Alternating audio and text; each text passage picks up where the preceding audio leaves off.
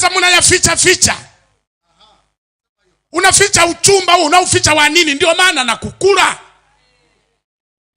Alafu baadaye anakuacha kwenye mataa. Alafu baadaye unarudi kulia kwa mchungaji. Mchungaji ameniacha. Sasa kama amekuacha kuna shida gani? Si mwingine atakuja. Angeniacha hivi hivi, amefanyaje? Yaani amenichezea sana. Yaani wewe ulikubali kwa kiwanja cha mazoezi. Hivi kweli binti mwenye future ya kuwa mke wa mtu, unakubali aje kufanya uzinzi na umalaya wa namna hiyo? Na ndio maana hata wengine wakioa ndoa zao hazina amani, kwa sababu misingi yao ili ndoa nyingi mchungaji tunazofunga hapa ni matapeli, ni waongo, ni wakora. Tunasema tuna mwanadamu Mungu awaunganishe, wakati walishajiunganisha huko. Wamekuja kubariki uwizi wao tu hapa. Wengine ndio wale tunafunga, kitoto kiko ndani. Tunasema wanameremeta, kitoto nacho kinasema kweli baba na mama.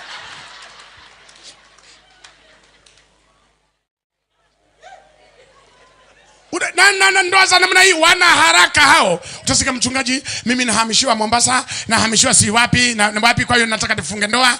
Baba tufanye haraka. Jamani, hizo mpate mafundisho. Haraka haraka baba, haraka haraka. Kumbe walishajifungisha huko kwenye maroji.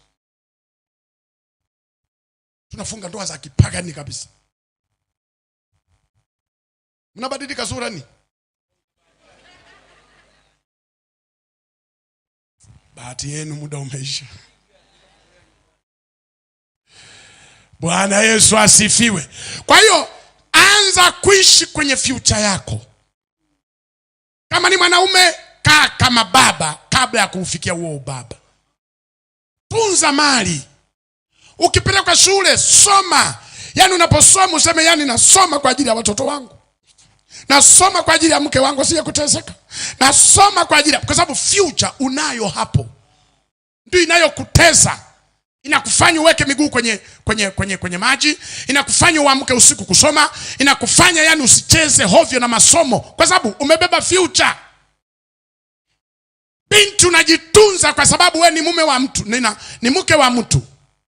Unasema kabisa najitunza, nafanya biashara. Inawezekana nikaolewa na mwanaume ambaye, si unajua wako wanaume ambao yani yupo tu, anakutegemea wewe kila kitu, paka zile nguo za kule kwa walinzi. Nimesema nguo gani? Na maanisha majaketi. Kwenye hotpot, mke wangu leo tunakula nini? Angalia humo, wali leo. Unaweza ukapata mwanaume wa hivyo. Lakini kama mama binti ulikuwa na future ya ndoa yako, ulianza kupambana, unakuwa huna shida. Unalipiga trouser, makoti, mashati, linapendeza kama governor, lakini kumbe ni wewe. Hiyo sio wote utabahatika kupata wanaume. Wengine utapata mume mzigo. Usiwaone hao wengine hao wako simati hapa, ni nguo wananunua na wazazi wao. Unasema kijana amependeza sana huyu, ana kiatu cha maana, suruali ya trouser ya maana. Kumbe wazazi wake ndio wanampiga shopping, anatoka hapa, anatembea hapa kama amechoma na msumari wa tetanus. Kumbe wazazi wake. Kila kitu wazazi wake. Unakuta viatu mingine ni oversize, unasema ili mbona kanani? Kumbe kabeba la baba. Unasema huyu ndio nimepata husband material, huyu ndio wa kuondoka naye. Kumbe hana kitu. Sasa angarau wewe uwe mpambanaji sasa.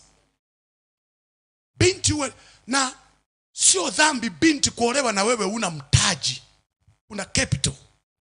Sio dhambi. Ingawa vijana wa siku hizi, nimalize maneno hayo, vijana wa siku hizi na wenyewe hawaeleweki. Binti asipokuwa na chochote wanasema atakuwa mzigo. Haya.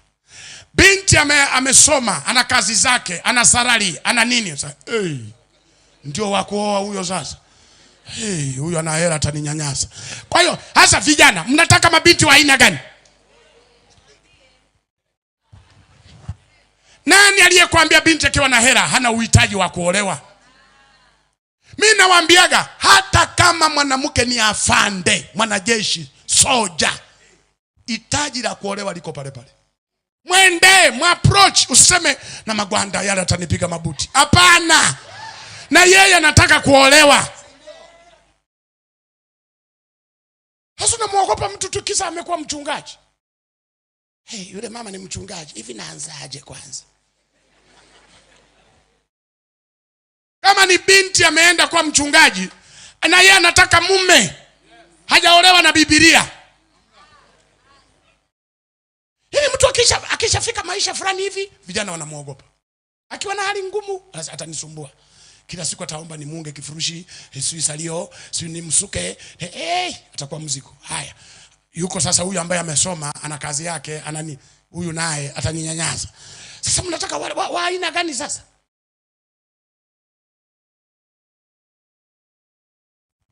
Hello. Pointi ya leo ya kuondoka nayo. Kijana, anza kuishi kwenye future yako. Amen. Anza kuishi kwenye nini? Future yako. Yaani usome ukiwa unaiona future hii hapa. Yaani fanya biashara ukiwa unaona ukubwa wa mzigo ulionao mbele. Kwamba kuna watoto natakiwa kusomesha. Kuna nini natakiwa kufanya hivi? Kuna nini sasa mzigo wote huo unanilemea mimi. Kwa hiyo lazima nikomae. Okay, fanya biashara ukijua mbele kuna mzigo. Haya, na atakuwa upande wetu wakati wote, na atatulinda na kututunza katika jina la Yesu Kristo. Asante kwa umesikia yale maombi tuliomba. Kanisa tuseme amen. Kanisa tuseme amen. Amen, amen. Kuna mtu mmoja aliniambia vijana hawatoagi sadaka. Is it true? No. Ngoja to prove hao wenye kuwaza, wenye idea ambayo iko wrong. Amen. Chukua sadaka yako sasa. Kiona kijana anabadilika sura, ujue ndio wale walioambiwa hawatoi sadaka. Umekaa karibu na kijana?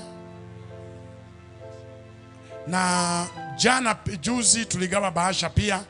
Huenda jana hukupata muda wa kuzitoa, lakini leo ungetamani kutoa hiyo bahasha yako, na wewe pia chukua hiyo bahasha.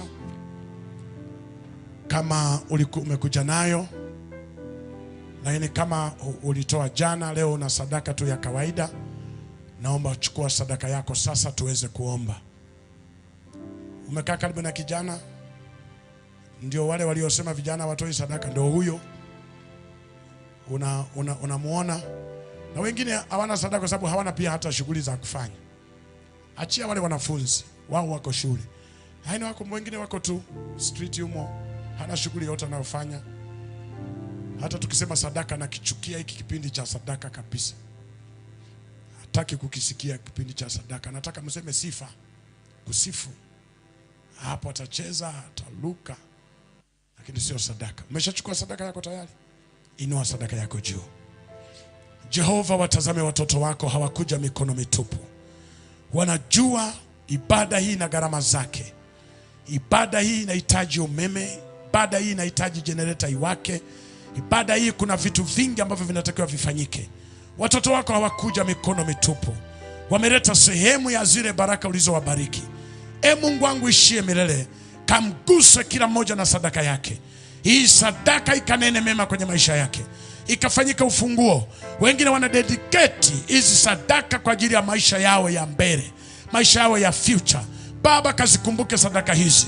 Baba, hizi sadaka zikafanyike ulinzi kwa watoto wako wote waliokuja mahali hapa, wakasikie nguvu ya neno lako ikiambatanishwa na sadaka hii, ikiponya maisha yao katika jina la Yesu Kristo. Tunaomba tukiamini, wote tuseme amen. Wana wa Mungu tuseme amen. Nimkaribishe pastor aweze kuwa na maneno machache wakati tutakuwa tukitoa sadaka.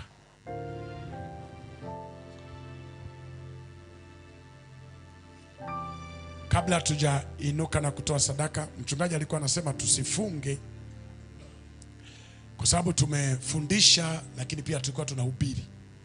Tusikunyime hii nafasi. Inawezekana moyoni mwako wakati nafundisha hapa kuna vitu umesema, mchungaji, kuna watu wamemnong'oneza nini? Mbona kuna vitu anaongea sawa sawa na maisha yangu? Kuna vitu haviko sawa kwenye maisha yangu. Kweli umesikia hatia moyoni. Unatamani kumpa Yesu Kristo maisha yako. Unatamani tukuombee ili Mungu wetu akusamehe, akutakase. Unasema mimi leo nataka niokoke kabisa. Nikabidhi maisha yangu kwa Bwana Yesu. Ujana wangu uwe mikononi mwa Yesu. Umama wangu, baba wangu uwe mikononi mwa Yesu. Nasema mchungaji, ingawa ulikuwa unafundisha vijana, lakini mimi ni mtu mzima. Haya maneno yamenigusa na mimi nataka nianze upya safari yangu ya maisha ya kiroho. Unatamani tukuombee. Kama upo, tusikunyime hii nafasi. Amen. Punga mkono wako hivi unayetaka kuombewa. Unasema niombee mchungaji, nimeguswa na neno. Punga mkono wako hata kule nyuma. Unasema nimeguswa, naomba uniombee. Niko tayari kubadilisha maisha yangu. Kama upo, ili uje hapa mbele tuweze kukuombea. Tupo? Amen. Kwa hiyo wote tumempa Yesu maisha yetu. Wote tuliokata shauri, punga mikono, ambao Yesu ni Bwana, tumeokoka. Punga mikono. Hasa upungi mkono na kuokoka pia utaki. Unaona aibu. Hasa vijana, sasa nipite mbele ya mademu. Mbele ya wanawake. Mbele ya wasichana wajue mimi nilikuwa bado. Mchungaji, mimi nitakufuata kwa wakati wangu. Siogope. Amen. Asante sana. Mwingine na wewe unasema na mimi nataka. Amen. Mwingine. Maana shida ya wengi ni kuanza. Nianze mimi. Sogea tu. Njoo. Kuna kijana mmoja kamoyo kanadunda kabisa hivi. Niende nisiende. Hasuna muogopa nani? Hawa si vijana kabisa, hawa watanashati wako vizuri kabisa. Sogea mara moja tufanye maombi. Njoo tu. Usiangalie wengine, tunakuangalia wewe. Sina wewe unajifahamu kabisa kwamba hujaokoka bado, hujampa Yesu maisha. Na hii ni kipindi cha vijana. Unamuogopa nani sasa? Na sisi tulipita mbele hivi. Kama mmekaa wawili mnajua kabisa nyie bado, shikane wote tumwambie Bwana tuende.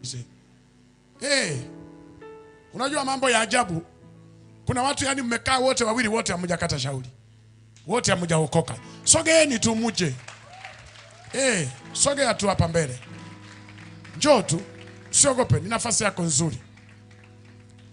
Leo unawaona hawa kama vile nini. Lakini kuna kitu kinazaliwa leo. Utakapoona huko mbele watakuja kuwa magavana, watakuwa kule watu wa maana. Kwa sababu kisha kabidhi maisha yako mikononi mwa Yesu na nyota yako